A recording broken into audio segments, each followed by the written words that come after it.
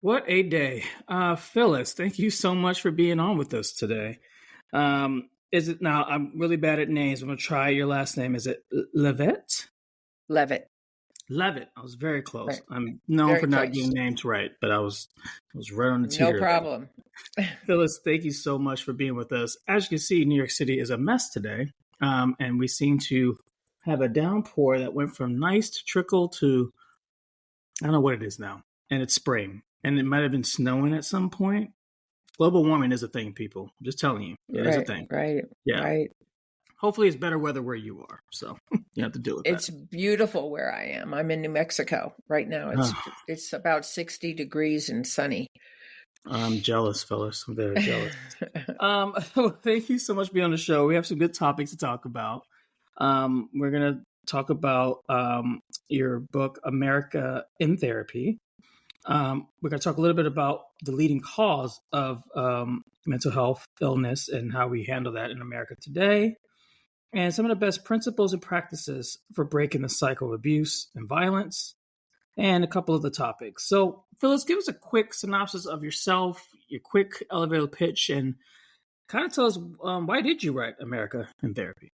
Yeah. I mean, really, I went to therapy myself when I was in my 30s for the first time of really looking at myself through a psychological lens. I was at a really hard time in my life.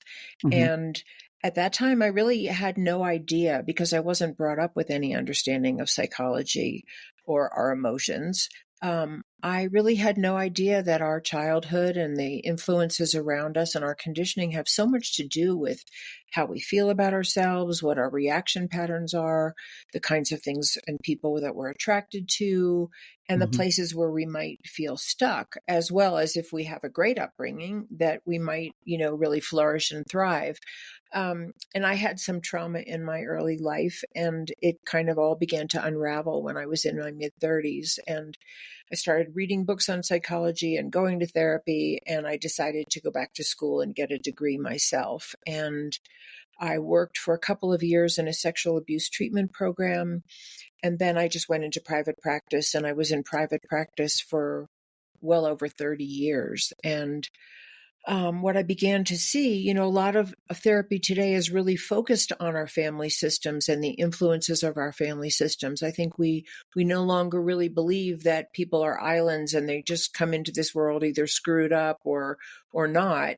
That what we experience with the people around us, particularly with the people we depend on, but also in our larger communities now, the influences of our larger communities, the role models for behavior, the role models for love and belonging or conflict resolution, they influence all of us for better or for worse. And I just began to see that family systems apply on all levels, all the way up to our government. And if our government is in some ways mirroring dynamics that I would call abuse family dynamics or neglectful family dynamics, then thousands and millions of people are affected by that, just like children or spouses in their own homes are affected by dysfunction, abuse, and neglect. And I felt like I needed to write about that because I think that's a lot of what's going on today. It is, yeah. And it's so great. And how has the kind of response been from the book? And have you had stories, or has anyone really been touched by this, or kind of be like, wow, this is kind of me and this is how I feel. And I'm so great to kind of feel like I'm not alone in this process. Yeah. So where I am with my book is that it's actually not live yet. It's going to be published on July 2nd of this year, 2024. And so the people that have responded to the book are people that I've given the book to, nice. and which is, a number of people. And then I've been on really probably somewhere between 75 and 100 podcasts talking to people about the contents of my book and the message of my book. And the response has been amazing. I mean, just amazing response. People are I think I think people are relieved. I think they want to know. I think we want to know, like, what Yeah. ails us and what we can actually do about it. And if one person can go to therapy and have a healing experience from trauma or neglect or abuse or discrimination or whatever they've suffered from, Hmm. and really come out the other side and begin to thrive and have a deeper understanding of themselves, then we can all do that if we have the opportunity, if we have the skills, if we have help, and we can do it as a country if we have the will. And that's how I see it. If we have the will, and if we understand what's at stake if we don't. It's true. It'll be a repeated pattern over and over again, and it won't Exactly. change, and it'll go from generation to generation. Which we probably have seen happen It is over and over. happening. Yeah. Yeah, Yeah. no, Over and over. that's amazing. And in your case, and understanding as you went through this process, what are the leading causes of mental health? What are some of the things that are really, besides the family trauma, but what is really happening? Is there social impacts that are happening with this? Is there outside factors that are going on around the world? Like, what's really causing this? And not to say it in a negative way, but like, there seems to be patterns of where these things are happening, whether it be with more violence in Yeah. the world, and Yeah. more sexual abuse, more hatred towards one another, and Right. instability. Where is this all really coming from? I mean, kind of, what do you think in your understanding, your findings of what's happening? Well, I think that there's many answers to that question, and I'm not going to pretend that I have them all or that I could even remember all the things that I've said about it in this moment. But what I would say to begin with is that one of the things that I've discovered as a therapist, and certainly doing my own work as well, but really working with hundreds and hundreds of people, is that what we suffer from the most as individuals is actually an injury to love and belonging. I Mm, don't know anybody who I've worked with who at the heart of their dysfunction, at the heart of the things that are not working for them in their lives, or the ways they feel stuck, or the bad relationships they get in and don't know how to get out of, or the ways they themselves are behaving, let's say with their spouse or children, that they're not proud of, but yep. feel like they can't stop. Um, that when we trace it back to the origins of what happened to them, it's always some form of an injury to love and belonging. That we didn't get the love we needed. It was intermittent. It was too conditional. There were rigid expectations. There were dysfunctional role models that we had to adapt to.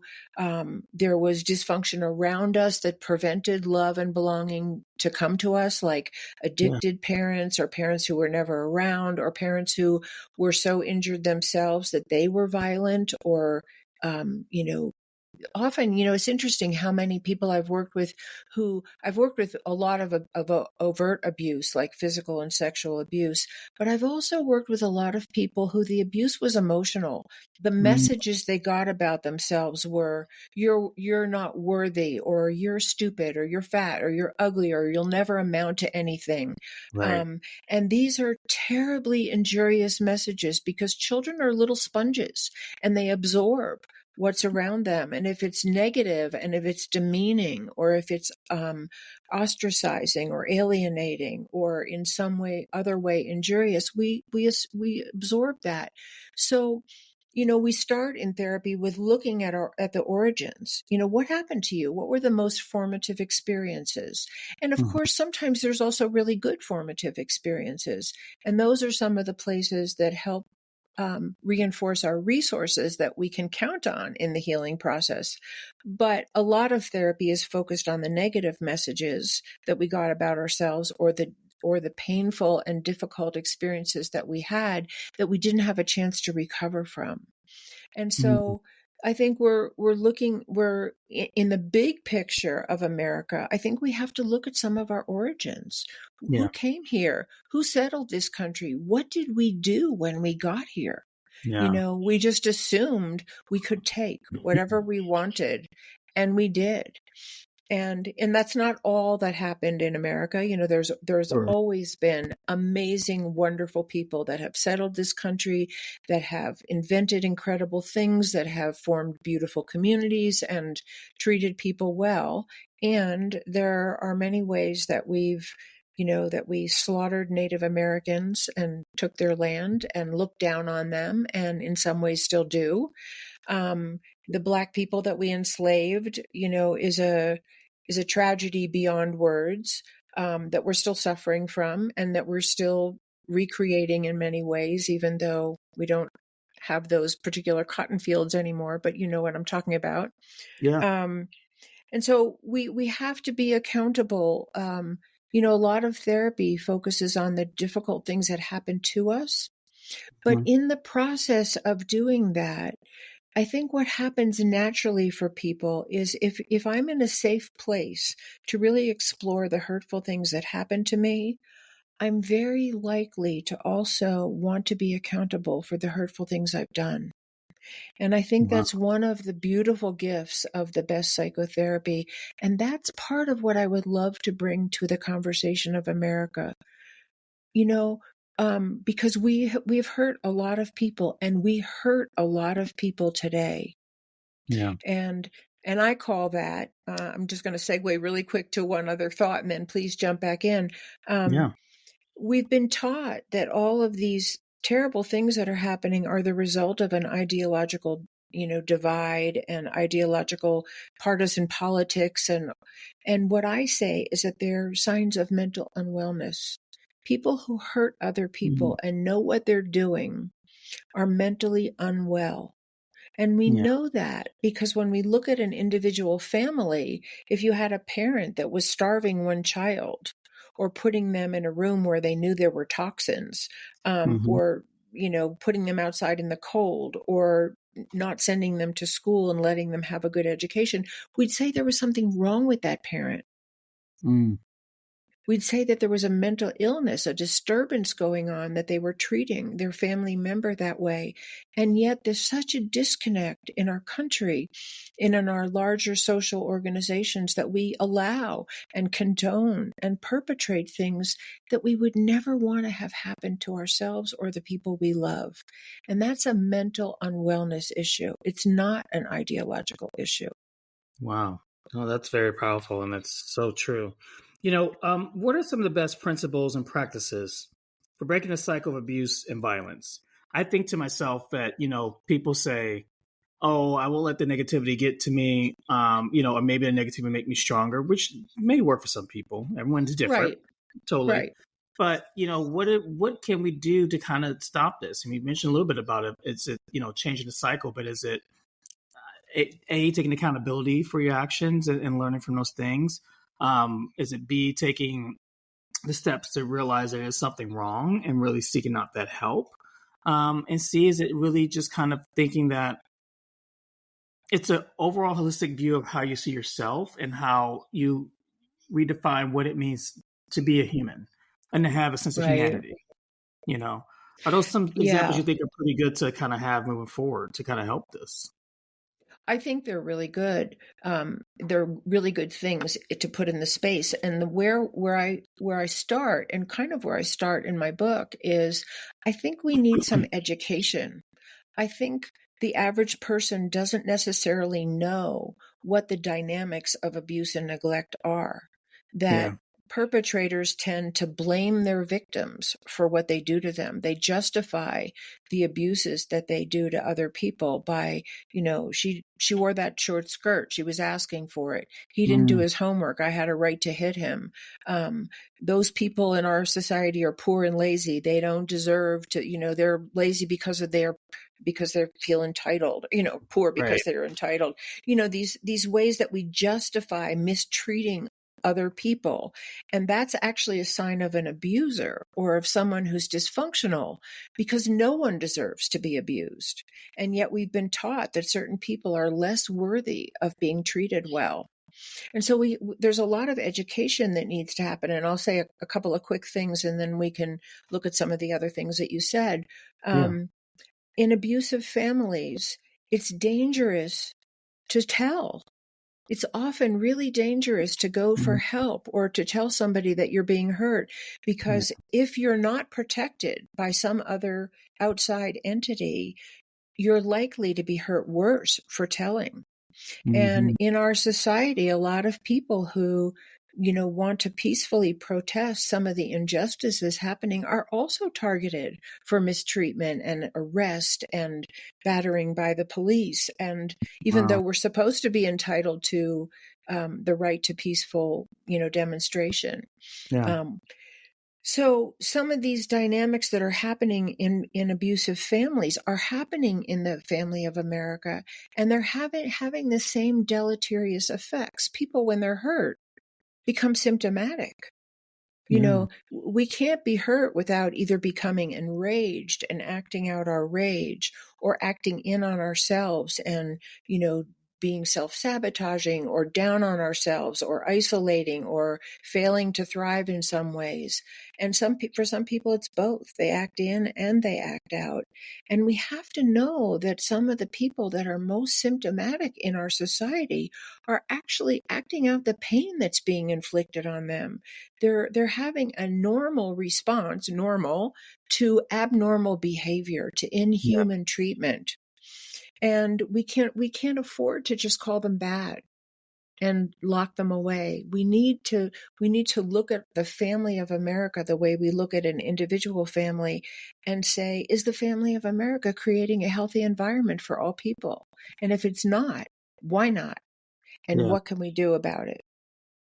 Wow, that's so true, because I think a lot of times we try to push away the problem and we don't really face it or really work on it. It's more of like you're damaged, you're broken. And then this has been happening in our society for many years. And it seems to be, it's kind of like almost, we want to say it's kind of a lock bottle, where it's like these things are pent up and they're built up and they're kind of just staying here. And then all of a sudden it's a catastrophe, and it becomes a lot worse, down the road. Right. And that takes me into kind of our next question, and kind of a mixed wrap up on this is, what do you think accounts for the escalation of violence and hatred in America today? We see this with politics. We see it with gun control.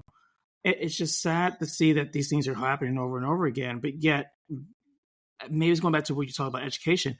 We're still not finding ways to really bridge that gap and really heal and really grow and learn from these things. And we all know tragedy has to happen for any change to ever happen, sadly, politically or seems like that.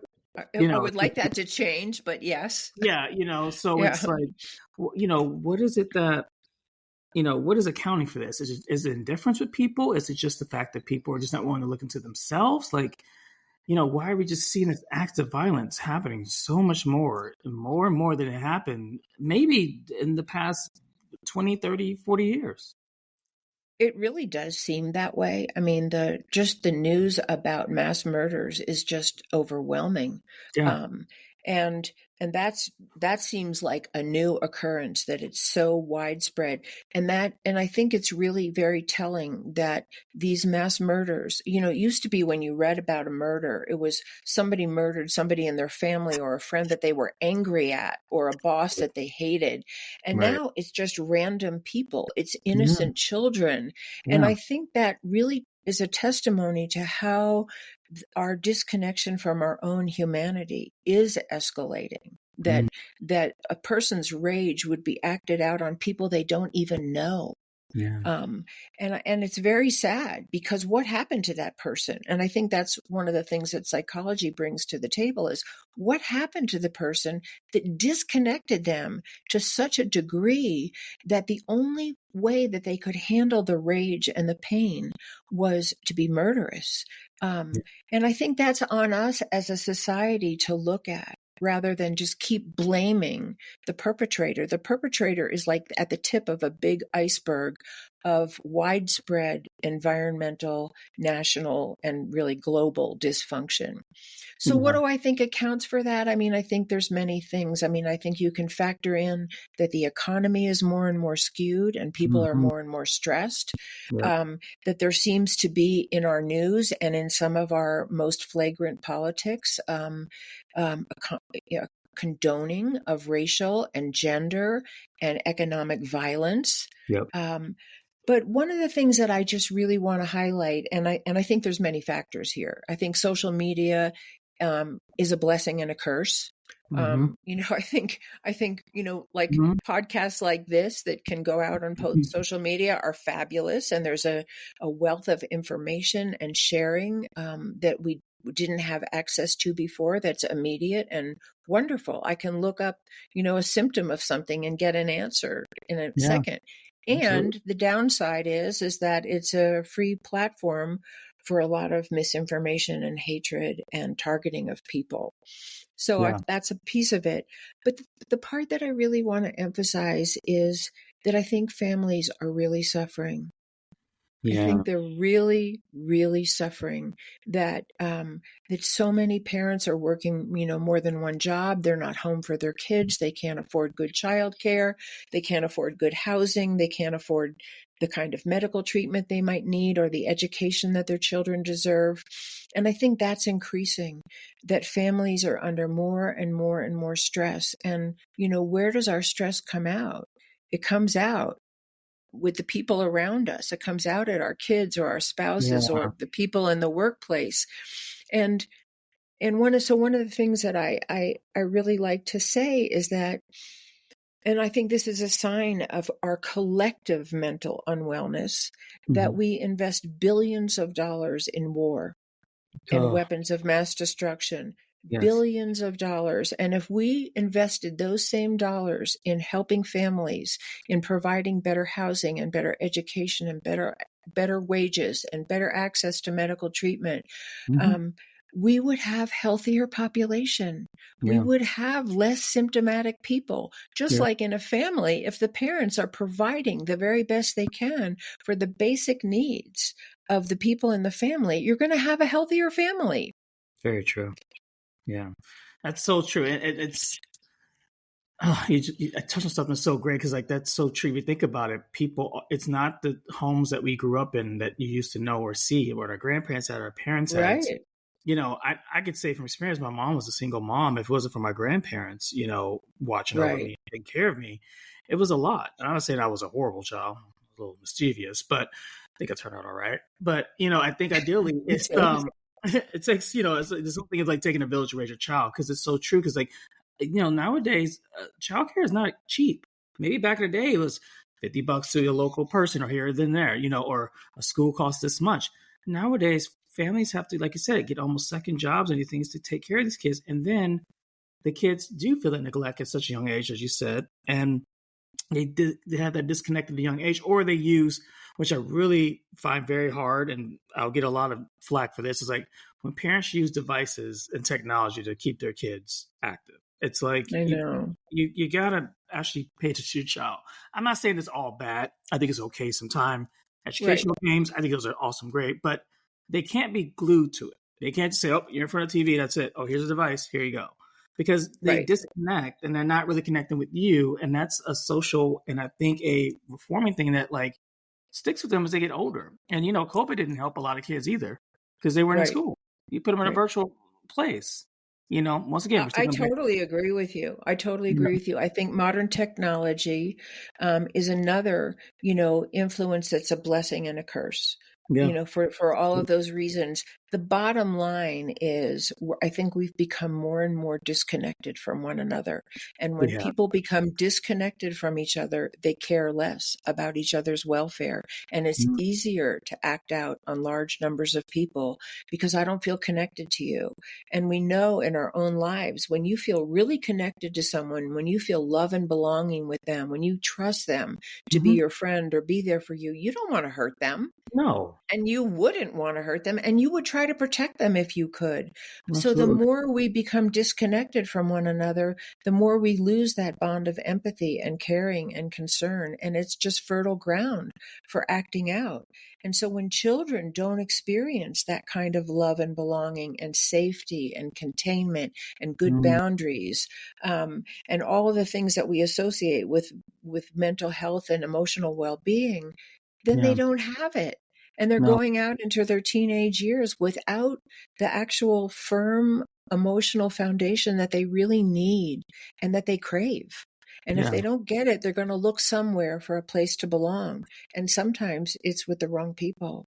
The wrong people, yeah, which was a huge thing, and I think it's still really happening with the human trafficking and everything else, and people falling into Oh, pits. And it's like, totally. you're looking, and I just, sadly watched one of the documentaries about Quiet on the Set, so all the young kids in the Nickelodeon set, and it Mm, was just so sad mm, how there's years of abuse have gone on, and all for the sake of a dollar or the sake of entertainment, and it's kind of like it's just condoned because our society seems to think right, it's just okay to just be like, okay, well, we'll exploit them. They're just kids. It's okay. They'll bounce back. They'll be fine. But as we just talked about, that's not always the case. That kind of leads into your relationships. That leads into how you handle things in right, society. It handles how you handle people in general, like how you interact with someone. How do you go from trusting someone again? So it's like these different levels of that. And not saying you can't get better from it. Obviously, there's therapy for you to help it, and there's certain traumas you can get right, over. And you can find that, but we definitely need to find ways to really stop this cycle of violence with one another, and really get back to, right. as I mentioned earlier, the love of humanity. So I love the fact you talked about that. Now, what are some of the, okay, what changes could be implemented nationally to promote Yeah. healing in our great divides? Power struggles, armed hostiles, like what can we do? Because Phyllis, we're seeing it Hmm. all today. We're having things going on in the Middle East. We're having all these things happening in our world. Like, what are we doing to really, or what can we really be doing to stop this cycle of hate and war? And, we think we're doing it under the guise of doing well, but is it really doing well? Is it really helping Hmm. doing that? Hmm. Hmm. So Well, what can we do how can we say it's really helping if thousands of innocent people are dying? all It the time? can't be. Yes, yes, It just yes. can't be. But No. there's so many things that I think that would contribute to healing, and I think we're actually in a state of crisis because Hmm. our investment in weapons of mass destruction and our continued belief in war, whether it's war on a population of people in our own country or outright war on Yeah. people in other places, it just perpetuates violence. And the more violence we're going to have. And so I like to bring the principles of good therapy, and I want to bring them to national conversation. In good therapy, and this is going to sound like a no duh, no one ever advocates more violence as a way to heal relationship. Ever. It Probably would not. be ridiculous if we told people to go home and fight more, or we tell them how to call each other more names, or hit each other, or slam doors. Right. It would be ridiculous. But we're doing this on larger and larger levels of our communities and our countries, and condoning it and thinking it's the way to go. So our thinking is outdated, and unfortunately, it's profitable for a lot of people. And Yeah. I think that's one of the things that keeps it going. War is a very profitable business for It too is. many people. Um, but one of the things I want to say in terms of so doing our own work, healing ourselves, making ourselves more loving, more kind, more patient, more cooperative, more um, tolerant people, more accepting people, is actually a contribution that we can all make. We can all do that. We can all have a part in Yeah. healing our country, one person at a time. But I want to talk a little bit because it really struck me as so powerful, because it's so in line with what I've learned as a psychotherapist, is the truth and reconciliation model that was implemented in South Africa. And I did a little bit of reading about it. And and so I'm not an expert in it, but what I read really spoke to a big change that I think we need to see happen. And that is that, given that it was imperfect and it didn't do everything it needed to do, and there were some loopholes in it that left some things unaddressed, Yeah. um, the basic principle of bringing perpetrators and victims together Mm. to talk Wow. in a safe, which is what it did. Um, People who had acted out and been violent and hurt other people in South Africa were invited to come to the table and own what they had done, Mhm. with the promise of immunity. Okay, Wow. because they weren't going to come otherwise. Obviously, they weren't going to come Sure. otherwise. Sure. But what that forum created was a relatively or safe enough place where perpetrators could own what they had done, Mm. and they could hear the pain that they had inflicted on their victims. So victims and perpetrators both spoke. Victims told what had happened to them, the horrible things that they had suffered. And so it was a space where it was safe enough for the people who had harmed others to actually hear the impact of their behavior, and Wow. for victims to have a safe place to actually be heard without being further targeted. And the reason why I think that model is so profound and so that we could work with it here or anywhere Mm-hmm. is because one of the things that I learned as a therapist, and I don't think this is the average person's understanding at all, and this is why, I say education is such a big part of this, Right. is that inside every perpetrator is a victim Yeah. that didn't get healed, Yeah. that didn't have a chance to have a safe life or healthy role models or be treated fairly or something. Wow. And one of the ways that people adapt to being mistreated by other human beings, unfortunately, is to become that dominator themselves. Not everybody does that, for sure, Sure. Sure. but many people do. And it's still a normal response to abnormal behavior. And You how was know, that response, or how did that success rate work for them? Like when they had the had them come together, was it a little level of healing? Did they see a change? Did see kind of a level of growth or anything that really happened for the people? that would be a good question. I don't know the answer. I would Mm. have to do some follow-up research on what the outcome was or if any of that model is still used today. Yeah. But what really spoke to me about it was that in providing safety for a perpetrator to speak what they had done and hear the consequences, that's Hmm. actually a model of therapy. Yeah. There are models of therapy, for instance, with sexual abuse, where the person who has abused someone and the person they abused are together in a room with a therapist, and the Mm. person who has been violated speaks their pain and tells their truth, and the person who hurt them is there to listen and really hear it, and hopefully to feel in that safe space, to feel remorse and to feel the consequences of what they did. Because what we need to know is that many people, even people who have done terrible things, can be rehabilitated. They can be brought back to health and well-being and become safe people in our society if we were able to see them, especially to see the victim inside them, Hmm. and to see the essence that's underneath all of it, because we were all born innocent, pure human beings as infants. Nobody was born a rapist or a No. murderer. No. We weren't. We learned these things, and that essence is still inside every single one of us. And I believe that. And as a therapist, we learn how to speak to that, because otherwise there's no healing. If I just see you as the terrible things you've done, or you see me as the terrible things I've done, what chance is there for me to heal? I'm still absorbing that terrible mirroring. Do I need to be accountable? Is there healing I might need to do? Sure. Yes, of Yeah. course. Yeah. So there's some balance between holding people accountable and also seeing them as redeemable and worthy of rehabilitation and care and concern for what happened that set them up to do the things that they did that were harmful. And that's a Now, whole other lens on our society, right? well, I was going to say, Phyllis, I mean, nowadays we have the cancel culture where it's kind of like you do one wrong thing and that's it. And I'm not saying that what you did was correct or right on any level, Right, but right. we don't have, it's crazy. We talk about how we have rehabilitation efforts for alcoholism, drug rehabilitation, all these other rehabs that we have available. But to what you're saying is, it's almost to the point where, like, there are some people who maybe got canceled and they had some talks and had some self-discovery with themselves and learned from their mistakes and moved on from that. But I do think we have such a shield up in America where it's do or die. You did it one time, that's it. Maybe did it Mm-hmm. twice, maybe did it three times, whatever the case is. You don't get a redemption value at that point. You're just automatically written off as this person.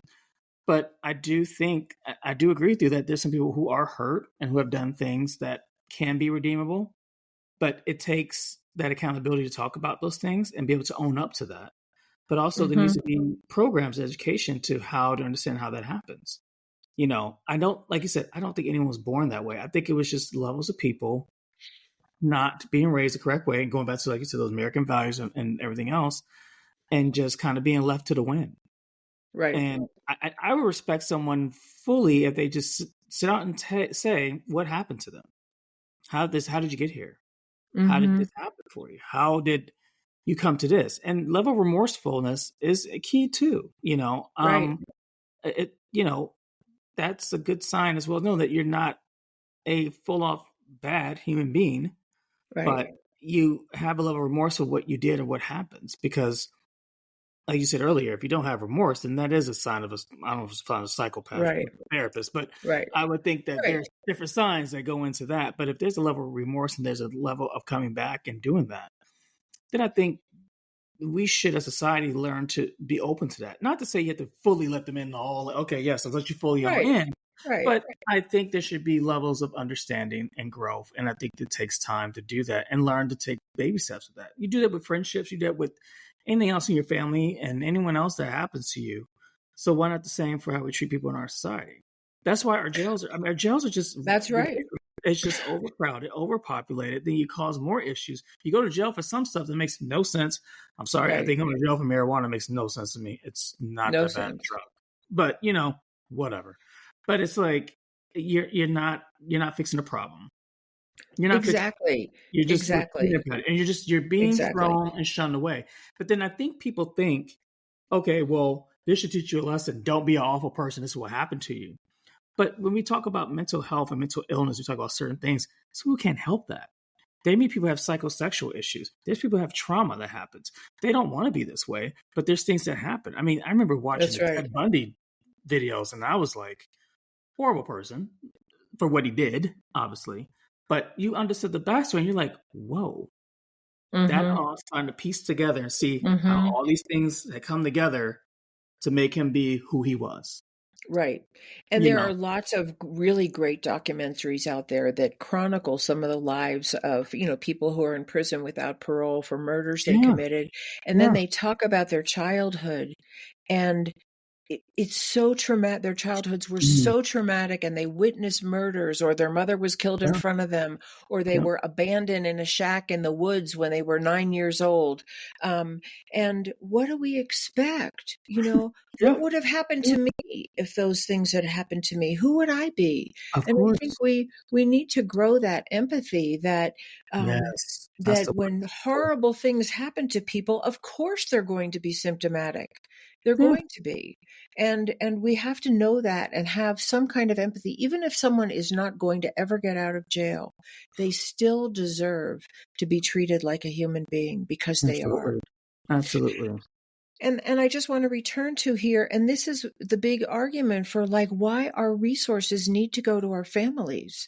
Because if Oh, we help families and we help parents, if a parent has mistreated a child, give them treatment, help them restore safety and love and connection with their children. And their children won't emerge from that home as the next, thief or felon or gang member, or, yeah, person hurting or hurting other people.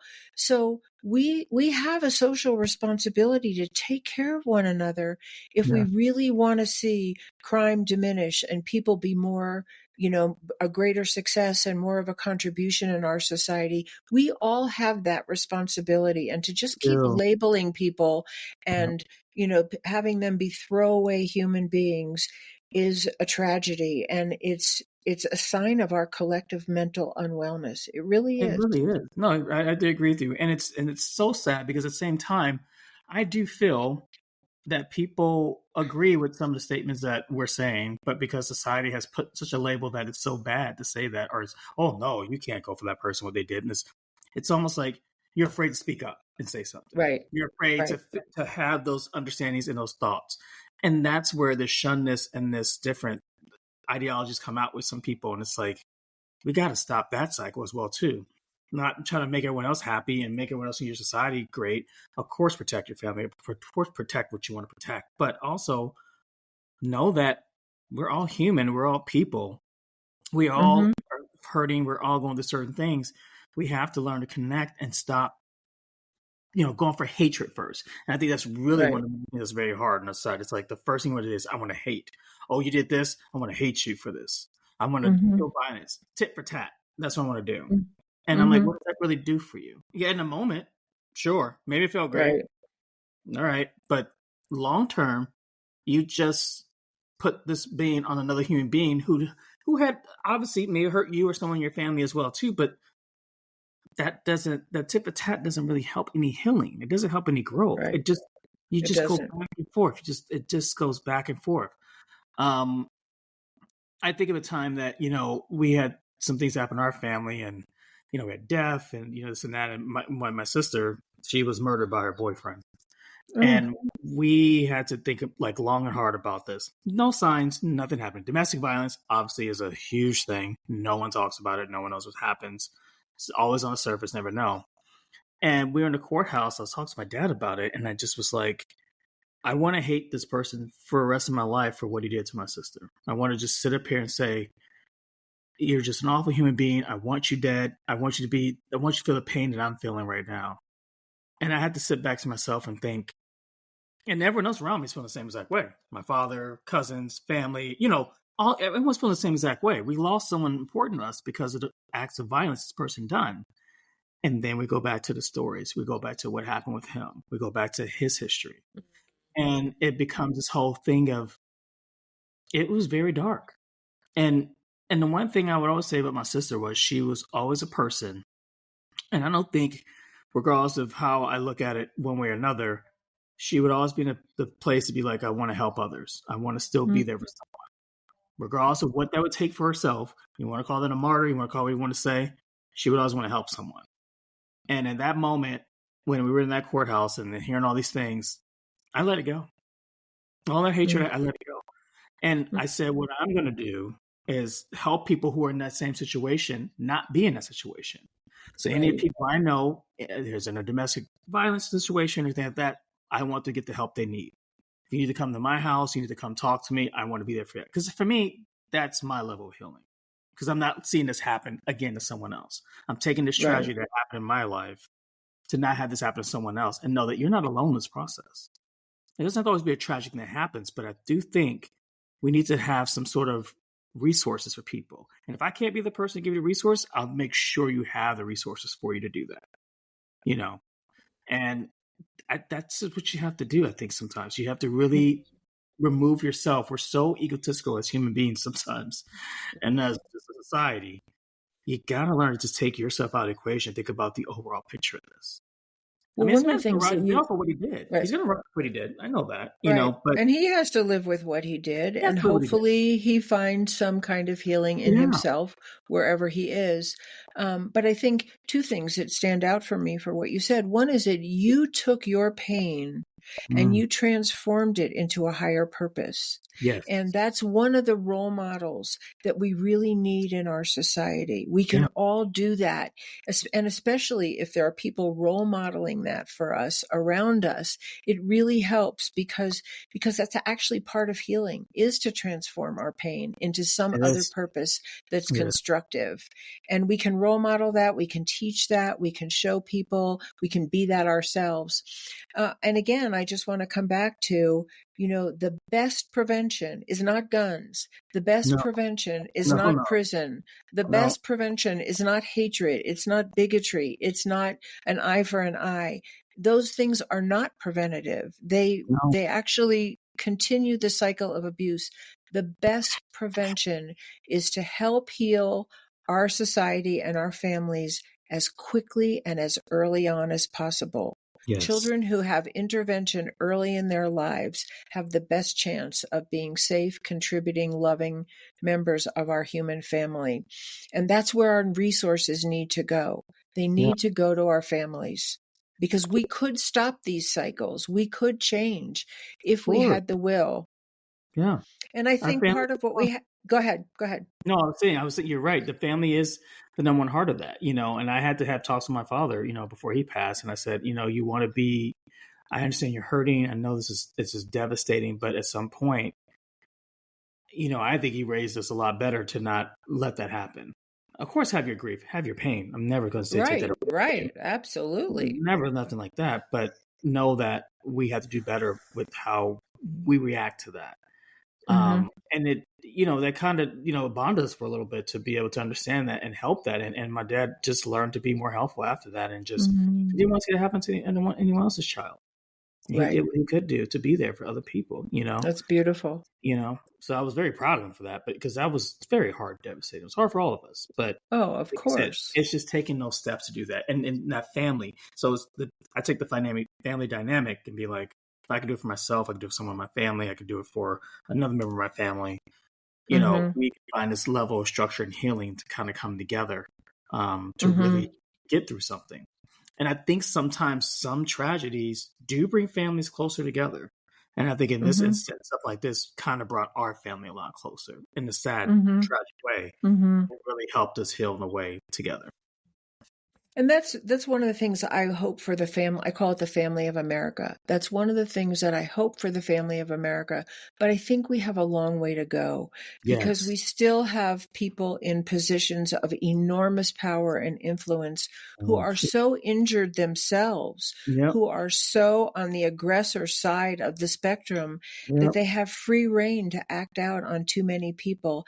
And I think it's up to us to be informed and to vote differently and to find people who want to run for office who have some kind of basic human value and an understanding of this whole cycle of violence, who are actually committed to stopping it. And right now, unfortunately, just like in abusive families, you mentioned an important thing, is that you said sometimes people are afraid to speak up. They don't want to kind of go against what's being said in society. Well, people are afraid to speak up in abusive families, and that renders them powerless to affect any kind of change.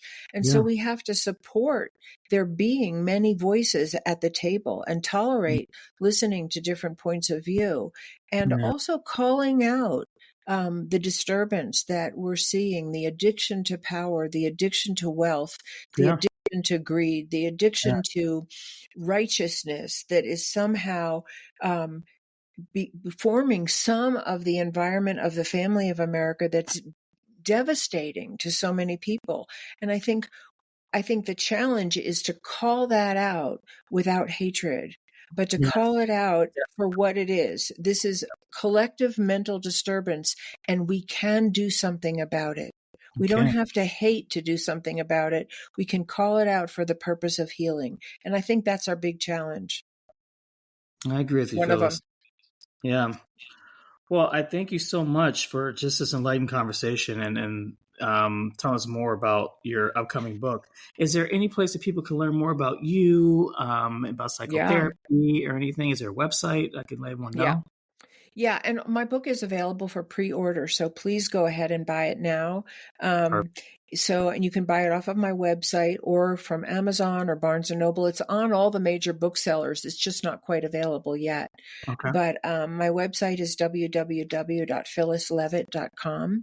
And I'm on LinkedIn and Facebook, and I have lots of videos on YouTube. I have blogs and videos on my website.